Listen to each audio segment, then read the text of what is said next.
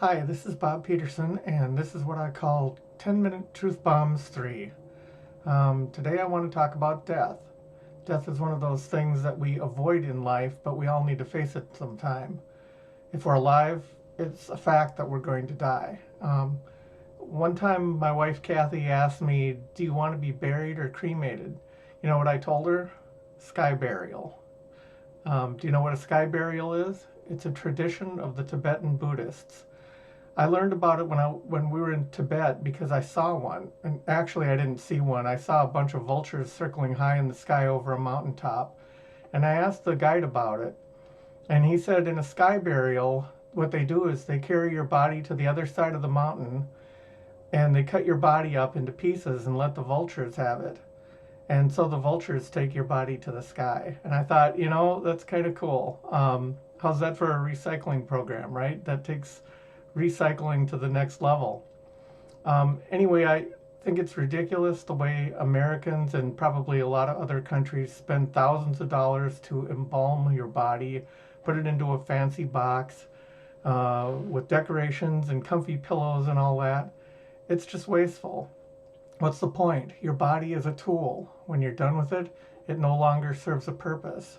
That's my belief.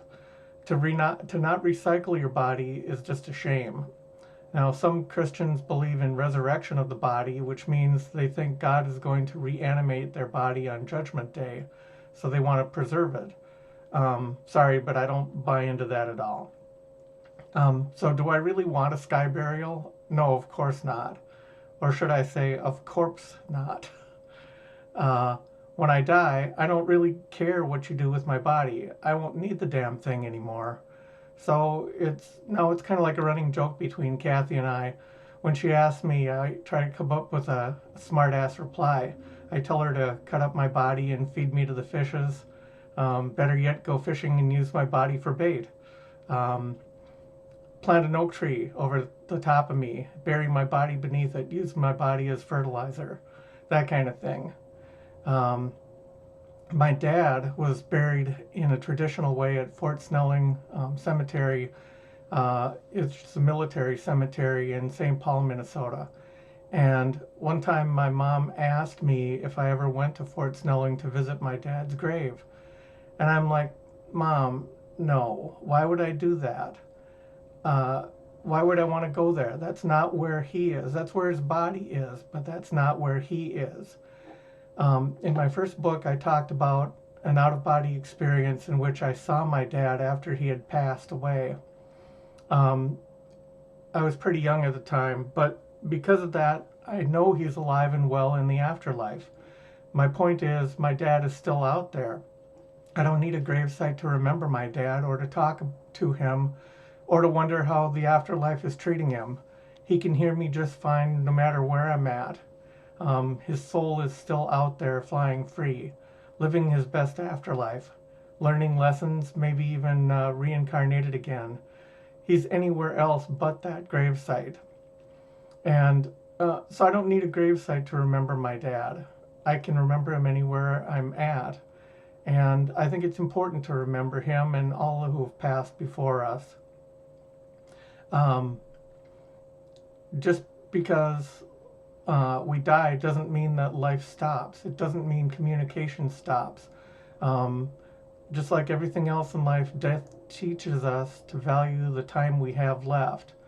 It doesn't mean learning stops or anything. It just means that you lost a tool in your toolbox. And guess what? It's really the same reason I don't go to church, temple, synagogue, mosques, or any other institutions like that. I don't need to go to a church to pray or to talk to God or to think about God. I once saw a t-shirt that said, I'd rather be out fishing and thinking about God than sitting in a church thinking about fishing. And which do you think God values more? God is not in a church. God is not in a temple. God's not in a mosque. God is everywhere, in everything, ever present at all times. It's universal consciousness divine. In many countries and spiritual traditions, Every home has an altar where God is worshipped, or at least a place to stop by and think about God. Maybe when you pass that altar, you remember God and you think about it. So it's more like a touchstone. I like that. I guess an altar gives us a place to stop, focus on God, and kind of regroup ourselves and refocus our thoughts. And maybe a church does that too, or temples or the other synagogues and what have you.